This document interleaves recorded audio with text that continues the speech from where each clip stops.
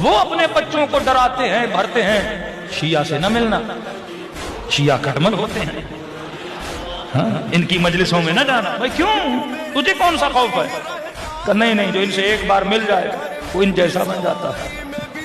مسئلہ ان جیسے بننے کا نہیں ہے، مسئلہ لوجک کا ہے، کیونکہ ہم نے برملا اپنے بچوں کو بول بھی دیا، سکھا بھی دیا، اجازت بھی دے دی کہ میرے لال اگر کوئی تمہیں کل بول بھی دے کہ علی کو چھوڑ دو، تجھے ڈرنے کی ضرورت نہیں ہے، تم برملا بولنا ٹھیک ہے قبلہ آپ کے کہنے پہ میں علی کو چھوڑ رہا ہوں، چھوڑنے سے کوئی ڈر نہ رکھنا، بولنا ٹھیک ہے میں نے آج علی کو چھوڑ دیا، لیکن اسے اتنا کہنا علی کو چھڑوا تو رہے ہو لیکن کوئی ایسا بھی تو دو جو علی جیسا ہو۔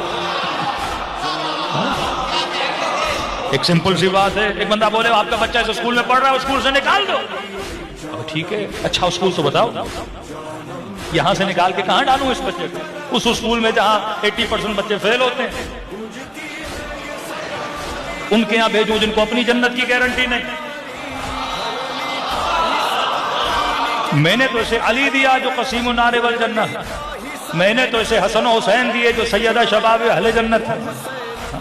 تو جب آپ اصلی مال دو نا تو پھر بندہ نقل کے پیچھے نہیں جاتا۔